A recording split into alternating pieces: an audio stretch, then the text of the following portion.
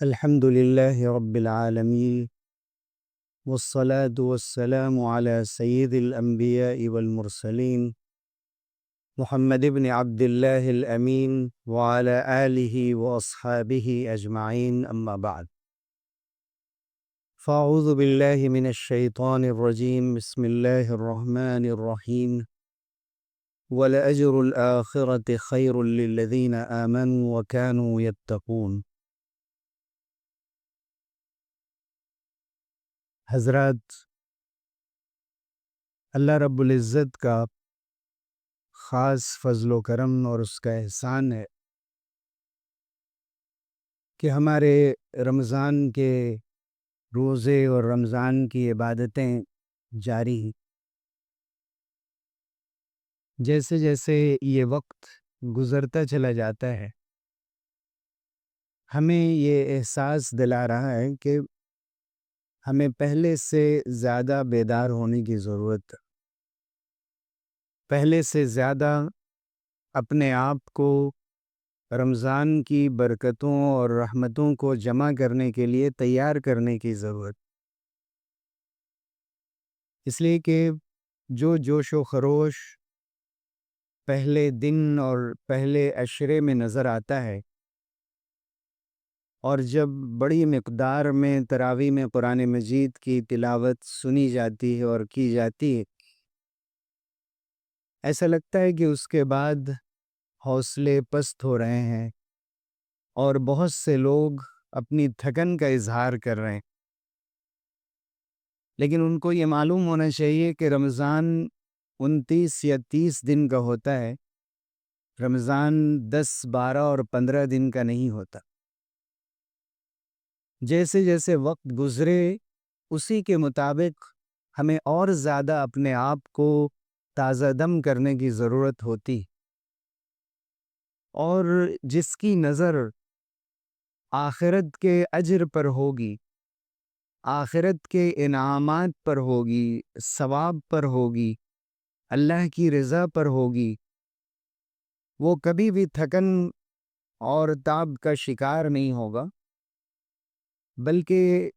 وہ ہر موقع کو سوچ سمجھ کر اور اپنے ذہنوں میں تازہ کر کے غنیمت جاننے کی کوشش کرے گا کہ اللہ نے مجھے یہ رمضان عطا کیا۔ کتنے ایسے لوگ ہوتے ہیں جو ہر سال ہمارے ساتھ رمضان میں ہوتے ہیں، لمبی رفاقت ہوتی ہے، برسوں ان کے ساتھ ہم نے تراویح پڑھی، روزے رکھے، سحر اور افطار کا ساتھ رہا، وہ آج ہمارے ساتھ نہیں ہیں۔ وہ لوگ جو بالکل نوجوان تھے، توانا تھے، ایسا لگتا تھا کہ وہ بہت کچھ ابھی دنیا کو دیں گے اور اپنے گھر والوں کو خوشیاں بانٹیں گے، لیکن اللہ نے ہمارے بیچ سے ان کو اپنے پاس بلا لیا۔ یہ ایک حقیقت ہے، اور یہ سب سے بڑی حقیقت ہے۔ اس کو جتنا زیادہ یاد رکھا جائے، زندگی کی لذتیں اتنی پھیکی معلوم ہوتی ہیں، اور انسان کے لیے اپنی آخرت کی تیاری آسان ہو جاتی ہے۔ اسی لیے حضور اکرم صلی اللہ علیہ وسلم نے فرمایا کہ اکثروا ذکر حازم اللذات یعنی الموت، کہ لذتوں کو ختم کرنے والی چیز یعنی موت کو کثرت سے یاد کیا کا، اور موت کو ایسے زمانے میں یاد کرنے کی فضیلت اور اس کا اجر اور بڑھ جاتا ہے، اور اللہ کی نگاہ میں ایسے بندے اور زیادہ محبوب بن جاتے ہیں کہ جب انسان کسی تکلیف میں نہ ہو، اس کے پاس صحت ہو، زندگی کی فراوانی ہو، نعمتیں ہوں، ہر طرح کی آسانیاں میسر ہو، امن و امان ہو، کسی قسم کا ڈر اور خوف بھی نہ ہو، اور اس کی زندگی بہت ہی آسانی کے ساتھ گزر رہی ہو، جس میں انسان عام طور سے خدا کو بلا بیٹھتا ہے اور اپنی زندگی میں ایسا مصروف ہوتا ہے کہ ایسا لگتا ہے کہ اس کا کوئی مالک اور خالق ہے ہی نہیں، ایسا لگتا ہے کہ اسے کوئی حساب دینا ہی نہیں۔ اس کے باوجود بھی وہ اگر اپنی منزل اور اپنے انجام، اپنی عاقبت کو ہمیشہ نظر میں رکھتے ہوئے اپنی عمر کا حساب رکھتا ہے، اپنے عمل کا حساب رکھتا ہے، اپنے اچھے کاموں کا اور برے کاموں کا حساب رکھتا ہے، اور اسی کے اعتبار سے اس کو اس بات کا دھیان ہوتا ہے کہ ہمیں کیسے گزرے ہوئے ایام کی تلافی کرنی ہے۔ جو کچھ ہم پہلے نہیں کر سکے، وقت اور موقع کو غنیمت جان کر ہمیں اس سے فائدہ اٹھانا ہے اور زیادہ سے زیادہ اللہ سے قریب ہونے کی کوشش کرنی۔ اللہ سے قربت کے لیے اللہ نے کسی خاص نسل اور کسی خاص قوم کو متعین نہیں فرمایا کہ کسی خاص نسل اور کسی خاص قوم اور خاص طرح کے لوگوں کو ہی پسند کر لیا ہو اور ان کے لیے وعدہ کر دیا ہو کہ تم مجھ سے قریب آ سکتے ہو، اور کسی کے لیے قریب آنے کا موقع نہیں ہے، بلکہ اللہ تعالیٰ اپنے بندوں پر اتنا زیادہ مہربان ہے، اتنا زیادہ انتظار کرتا ہے، اتنی زیادہ توجہ فرماتا ہے کہ اللہ نے رحمتوں کے جب 100 حصے فرمائے تو ان میں سے تو 99 حصے اپنے پاس رکھ لیے۔ رحمت کا صرف ایک حصہ ہے جو اللہ نے اپنے بندوں کو عطا فرمایا ہے، اور اسی حصے کی بنیاد پر، اور وہ بھی اپنی تمام مخلوقات میں اللہ نے تقسیم کر دی ہیں، وہ اسی رحمت کی بنیاد پر اپنے چھوٹے سے بچے پر شفقت کرتا ہے۔ اور حدیث میں آیا کہ لَتَضَعُ الْفَرَسُ حَافِرَهَا عَنْ وَلَدِهَا خَشْيَةَ أَن تُصِيبَهُ، اور اسی رحمت کے اس 100ویں حصے کی بنیاد پر جو اللہ نے مومن کے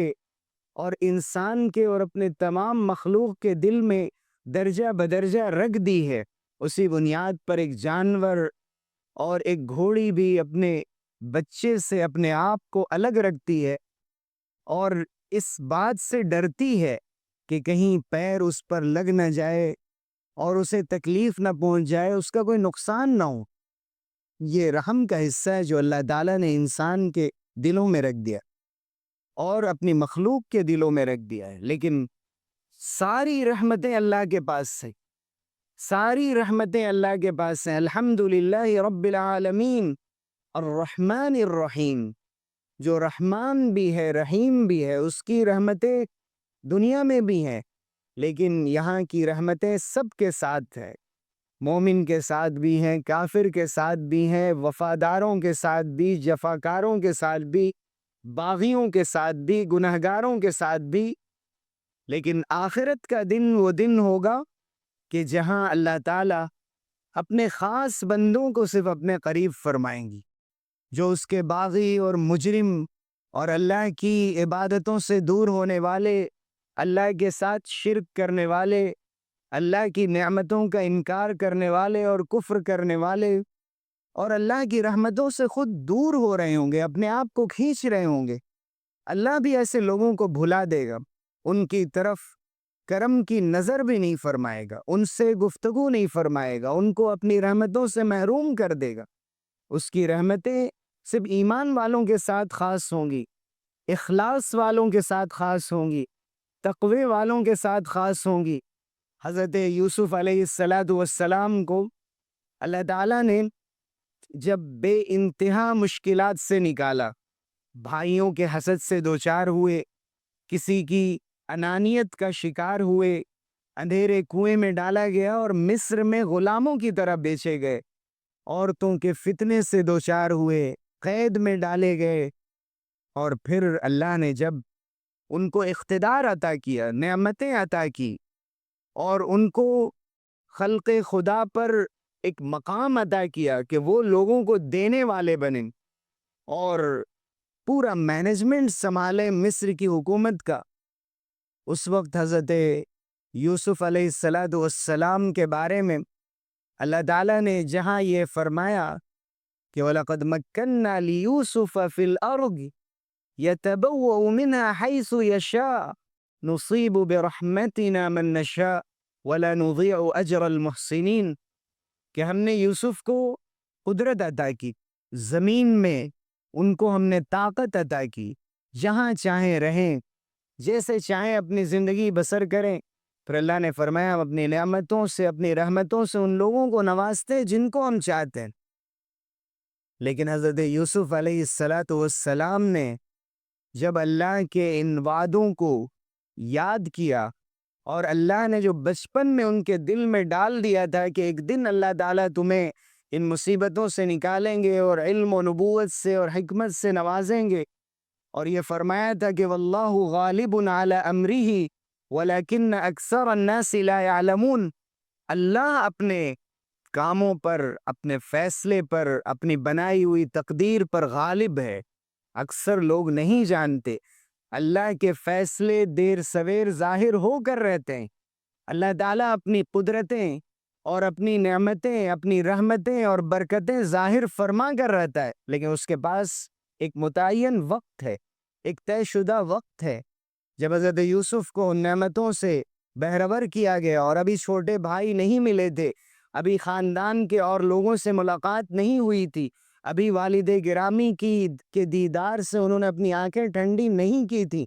اسی وقت انہوں نے کہہ دیا تھا کہ دنیا میں یہ جو کچھ ملا ہے، بادشاہ سے جو قربت ہو گئی ہے، ہمارے لیے ہر کام آسان ہو گیا ہے، لیکن وَلَأَجْرُ الْآخِرَةِ خَيْرٌ لِّلَّذِينَ آمَنُوا وَكَانُوا يَتَّقُونَ، آخرت کا جو اجر ہے یہی سب سے بہترین ہے ایمان والوں کے لیے، یہی سب سے زیادہ قابل اعتبار ہے، یہی اجر وہ چیز ہے جس میں مقابلہ کیا جائے۔ وَفِي ذَلِكَ فَلْيَتَنَافَسِ الْمُتَنَافِسُونَ، یہی وہ چیز ہے جس میں کمپیٹ کرنے والے ایک دوسرے سے آگے بڑھتے ہیں، مقابلہ کرنے والے ایک دوسرے سے آگے بڑھنے کی کوشش کرتے ہیں۔ اور اسی کے بارے میں فرمایا گیا کہیں وَسَابِقُوا إِلَى مَغْفِرَةٍ مِّن رَبِّكُمْ، کہیں فرمایا گیا وَسَارِعُوا إِلَى مَغْفِرَةٍ مِّن رَبِّكُمْ، بڑھو اپنے رب کے مغفرت کی طرف اور اللہ کی رحمتوں اور برکتوں کو لوٹ لو اور اسے اپنے دامن میں جمع کر لو، روزے رکھ کر، عبادتیں کر کے، اللہ کے راستے میں خرچ کر کے، رات کی تاریکیوں میں اللہ کے سامنے کھڑے ہو کر، اس لیے کہ ایک وقت آئے گا جب تم عبادت کرنا چاہو گے لیکن اس لائق نہیں رہو۔ تقوی والے جو لوگ ہوتے ہیں وَكَانُوا يَتَّقُونَ، وہی اس بات پر نظر رکھتے ہیں۔ آج صحت ہے، کل صحت ساتھ نہیں دے گی۔ آج اللہ نے دولت عطا کی ہے، کل ہو سکتا ہے کہ یہ بچوں کا حق بن جائے۔ آج اللہ رب العزت نے آرام اور آسائش کی زندگی عطا کی ہے، آج امن و امان اور سکون اور اطمینان عطا کیا ہے، کل یہ سکون اور اطمینان ڈر میں اور خوف میں خدا نخواستہ بدل جائے، انسان کی زندگی بے شمار مصیبتوں سے گھر جائے۔ ایسے موقع سے اللہ تعالیٰ اپنے مومن اور متقی بندوں کو یاد کرتا ہے اور ان کو توجہ دلاتا ہے کہ تمہیں تھکنا نہیں ہے۔ بہت سے لوگ یہ سمجھتے ہیں کہ توبہ تو ان کے لیے ہے جو شراب پیتے ہیں، جو جوئے کھیلتے ہیں، جو سود کھاتے ہیں، جو برائیوں میں مبتلا رہتے ہیں، وہ توبہ کریں، اور ہدایت تو ان کے لیے ہے، وہ ہدایت کی دعا کریں۔ لیکن اللہ کے جو نیک اور مقرب بندے ہیں وہ سب سے زیادہ اللہ سے قریب ہونے کی ان کو تو لذت ہی نہیں ملی عبادت کی۔ وہ جو گنہگار ہیں، وہ جو اللہ کے باغی اور مجرم ہیں، انہوں نے تو اللہ کو غفور الرحیم سمجھ لیا ہے، نہ کبھی توبہ کرتے ہیں نہ استغفار کرتے ہیں، لیکن اللہ نے توبے کا دروازہ ان کے لیے بھی کھلا رکھا ہے، اور ان کے لیے بھی جو مسجدوں میں سال بھر نظر آتے ہیں لیکن اس کے باوجود بھی ڈرتے رہتے ہیں، معلوم نہیں میری کون سی عبادت قبول ہوئی یا نہیں ہوئی، معلوم نہیں اس میں اخلاص تھا یا نہیں تھا، معلوم نہیں میں نے کس نیت سے خرچ کیا، معلوم نہیں جو کمایا تھا اس میں کہیں حرام تو نہیں شامل ہو گیا تھا، معلوم نہیں کہ جو خرچ کیا اس پر میں نے احسان تو نہیں جتا دیا، کسی کو اپنی زبان سے کوئی تکلیف تو نہیں دے دی، معلوم نہیں میں نے قرآن کی تلاوت کی لیکن قرآن کہیں مجھ پہ لعنت تو نہیں کر رہا تھا، نماز پر چوری کا الزام تو نہیں آ رہا تھا کہ میں نماز نہیں پڑھ رہا ہوں، نماز میں چوری کر رہا ہوں، یعنی نماز کو جو اس کا حق ہے، جو اس کی امانت ہے، اس کے بغیر ادا کر رہا ہوں، نماز میں خیانت کر رہا ہوں۔ تو اپنے ہر بندے کو اللہ تعالیٰ نے اس بات کی طرف توجہ دلائی ہے حضور اکرم صلی اللہ علیہ وسلم کی زمانی کہ اللہ تعالیٰ تو ہر دن اور ہر رات اپنے ہاتھ اپنی شان کے مطابق پھیلاتا ہے۔ ان اللہ لیتوب لیبسط یدہ باللیل لیتوب مسیء النہار۔ اللہ تعالیٰ رات میں اپنے ہاتھ پھیلاتا ہے کہ آ جاؤ، میں تمہیں گلے لگانے کو تیار ہوں، میں تمہیں معاف کرنے کے لیے تیار ہوں، میں تمہیں بخشنے کے لیے تیار ہوں۔ کیا گناہ کیا ہے تم نے؟ کیا تمہارا قصور ہے؟ کیا تم نے زیادتی کی ہے؟ میں سب بھلانے کو تیار ہوں، آ جاؤ میرے پاس۔ ہر رات اللہ تعالیٰ آواز لگاتے اور منادی کی جاتی ہے، آواز لگائی جاتی ہے، اور اللہ تعالیٰ اپنے ہاتھوں کو پھیلاتا ہے تاکہ دن میں گناہ کرنے والا توبہ کر لے۔ وَيَبْسُطُ يَدَهُ بِالنَّهَارِ لِيَتُوبَ مُسِيءُ اللَّيْلِ، اور دن میں اپنا ہاتھ پھیلاتا ہے اللہ تعالیٰ تاکہ رات کو گناہ کرنے والا، رات کو برائیاں کرنے والا اللہ سے توبہ کر لے، دن میں کرے رات میں کرے، اللہ تعالیٰ قبول کرنے کے لیے تیار ہے۔ حتیٰ تطلع الشمس من مغربها، یہاں تک کہ قیامت کی بالکل آخری علامتوں میں سے یہ علامت ظاہر ہو جائے گی کہ سورج مشرق کے بجائے مغرب کی جانب سے نکلنے لگے گا، اس وقت توبے کا دروازہ بند کر دیا جائے گا۔ اسی طرح انسان کی انفرادی زندگی میں ان اللہ یقبل توبۃ العبد ما لم یغرغر، جب تک اس کی جانکنی کی کیفیت نہ پیدا ہو جائے، جان حلق میں نہ آ جائے، اس وقت تک اللہ نے توبے کا دروازہ کھلا رکھا۔ لیکن انسان اس قدر غافل ہو چکا ہے، فرمایا کہ وَلَا تَكُن مِّنَ الْغَافِلِينَ، غافلوں میں مت بنو، کل کر لوں گا توبہ، کل استغفار کر لوں گا، کل یہ عبادت کر لوں گا، کل یہ کام کر لوں گا، حتیٰ کہ رمضان کی یہ مبارک ساعتیں چل رہی ہیں، رمضان کی راتیں، رمضان کے دن، رمضان کی فرض نمازیں، رمضان کا افطار، رمضان کا سحر، رمضان کی شب قدر ابھی آنے والی ہے، اعتکاف کا موقع، تراویح کے بعد بے شمار مواقع اللہ تعالیٰ نے رکھ دیے، لیکن ہمارے پاس دعا مانگنے کے لیے وقت ہی نہیں ہے۔ ہمارے پاس دنیا کے کام، جیسے جیسے رمضان آگے بڑھتا چلا جاتا ہے، دنیا کے کام بھی بڑھتے چلے جاتے ہیں۔ اللہ تعالیٰ نے حج کے موقع سے بھی کمانے سے منع نہیں فرمایا۔ رمضان مسلمانوں کے لیے تجارت کا بھی بہترین موقع ہوتا ہے، اور نہ جانے کتنے لوگ ہیں جو سال بھر کے لیے صرف رمضان میں ہی کما پاتے ہیں، اجر کے ساتھ ساتھ اللہ نے اس کی بھی اجازت دی ہے۔ لیکن مومن کو یہ بھی سکھایا ہے کہ تمہیں آخرت کا اجر کمانا کیسے ہے، اپنا کاروبار کرتے ہوئے، چلتے پھرتے ہوئے، لوگوں سے لین دین کرتے ہوئے، اپنے کاموں میں مصروف رہتے ہوئے، کبھی بھی انسان اللہ کی یاد سے غافل نہ ہو، وہ استغفار پڑھتا رہے۔ افضل الکلمہ فرمایا گیا، لا الہ الا اللہ کو افضل الذکر قرار دیا گیا، وہ لا الہ الا اللہ کا ورد کرتا رہے، محمد الرسول اللہ کا اعتراف کرتا رہے، وہ درود شریف پڑھتا رہے، وہ تیسرا کلمہ اور چوتھا کلمہ پڑھتا رہے، قرآن کی جو آیتیں اس کو یاد ہیں ان آیتوں کو پڑھتا رہے۔ کوئی گزرے تو یہ نہ کہے کہ رمضان کا مہینہ ایک غافل شخص، اور کتنے محروم وہ ہیں کہ جو ہوٹلوں میں بیٹھ کر کھانے کھاتے رہتے ہیں، اور مسلم ہوٹل اس میں یہ بھی گوارا نہیں کرتے ہیں کہ کم سے کم اللہ کی مخلوق سے تو پردہ کر لو، تمہیں یہ تو یاد نہیں رہا کہ اللہ بصیر ہے، خبیر ہے، سب کچھ جاننے والا اور دیکھنے والا ہے، لیکن تمہیں روزے داروں سے بھی حیا نہیں، نہ اللہ کا ڈر، نہ خلق خدا کا لحاظ اور اسے شرم، بیٹھ کر آزادانہ کھایا جا رہا ہے، چائے پی جا رہی ہے، پان کھایا جا رہا ہے، اور غفلت کا یہ عالم ہے کہ پھر یہی لوگ خلق خدا کے سامنے جا کر ہاتھ پھیلاتے ہیں کہ مجھے کچھ بھیک دے دی جائے۔ افسوس، ماتم ہے ایسے لوگوں کی عقل پر کہ مسلمان کہلاتے ہیں، مومن کہلاتے ہیں، نہ روزے رکھتے ہیں،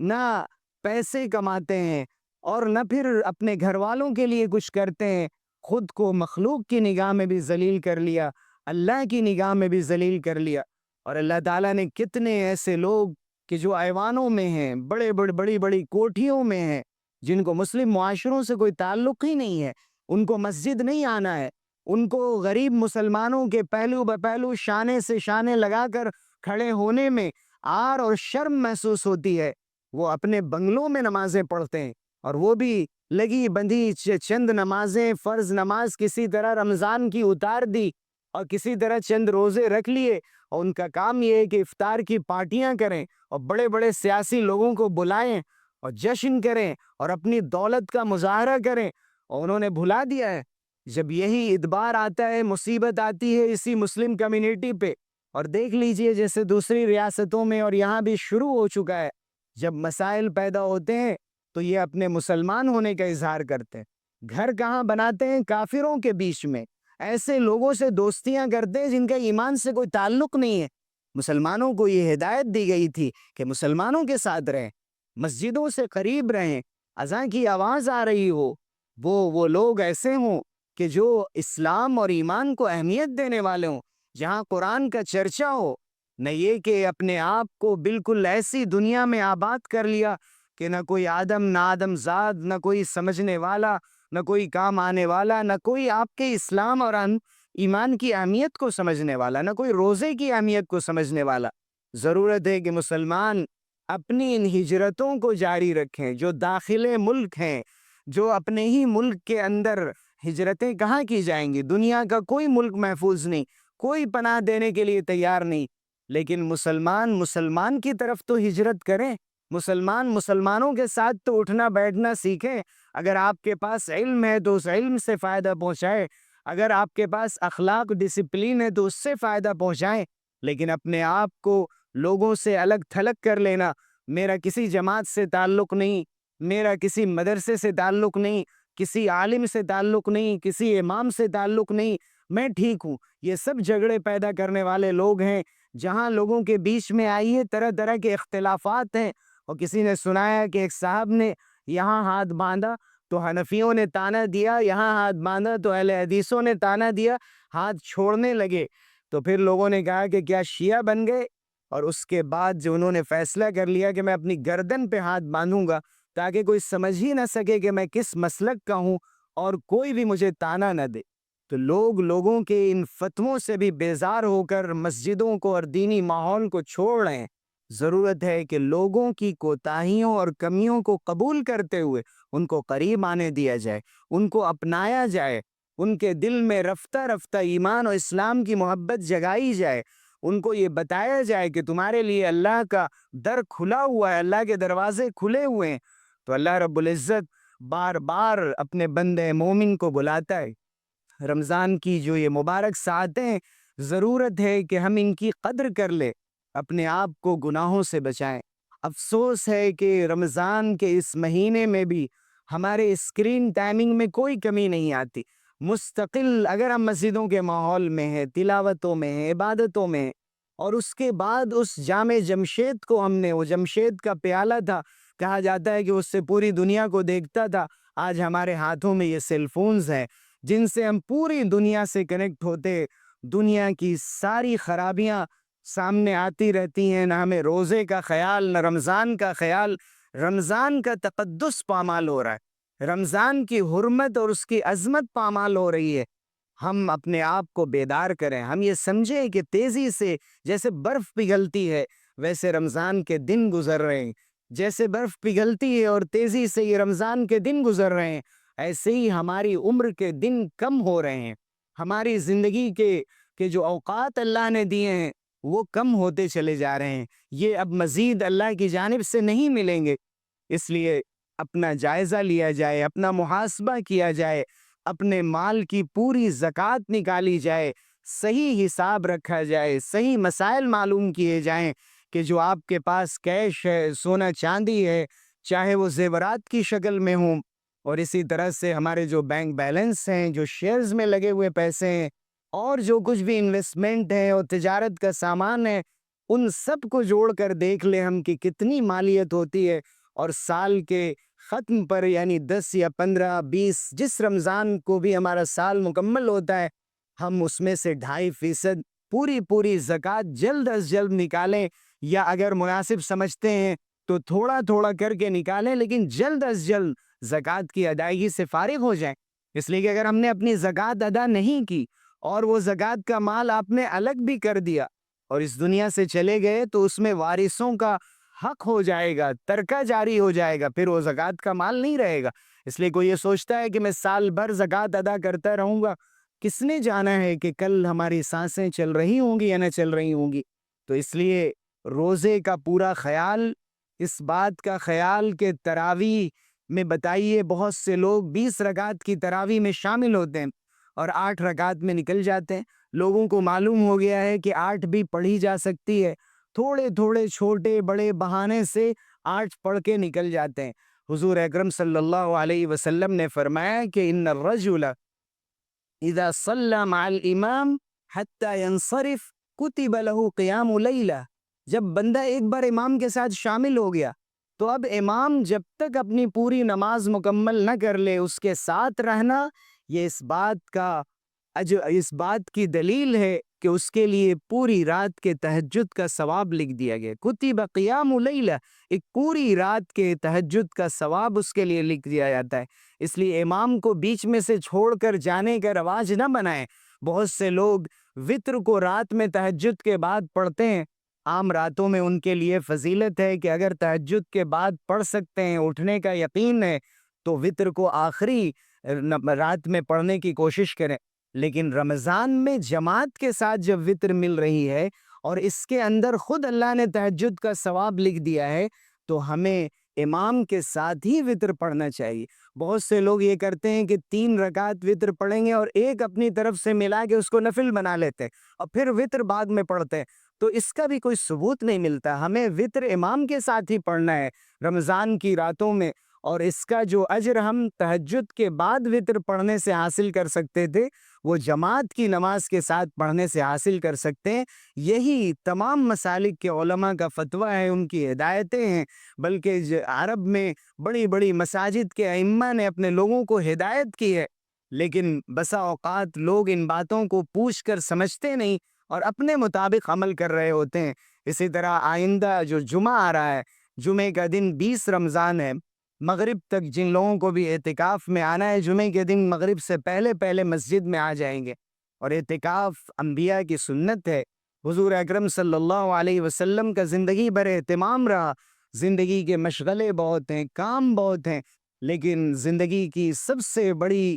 خوبی یہ ہے کہ انسان اپنی مصروفیات میں سے وقت نکال کر اللہ کو دے، اس لیے کہ کبھی وہ وقت نہیں آتا ہے جب زندگی کی مصروفیات ختم ہوگی۔ اس لیے انہی میں سے ہمیں وقت فارغ کر کے اللہ کے در پہ پڑ جانا ہے، اور جو لوگ اعتکاف میں آئیں تو پھر اس کا لحاظ کریں کہ وہ اللہ کے گھر میں ہے اور اللہ کے گھر کے جو آداب ہیں ان کا خیال رکھیں، اور مسلسل ان دنوں میں جو 15 دن سے زیادہ ابھی باقی ہیں، ضرورت ہے کہ اٹھتے بیٹھتے ہم استغفار کر رہے ہیں۔ حضور اکرم صلی اللہ علیہ وسلم نے فرمایا یا ایھا الناس توبوا الی اللہ واستغفروہ فانی لاتوب الی اللہ فی اليوم 100 مرہ، اے لوگو اللہ سے اپنے گناہوں کی معافی مانگو اور توبہ کرو، میں ایک دن کے اندر 100 مرتبہ اللہ سے توبہ کرتا ہوں اور معافی مانگتا ہوں۔ حضور نے فرمایا کہ رغم انف رجل دخل علیہ شہر رمضان ثم انسلخ قبل ان یغفر له،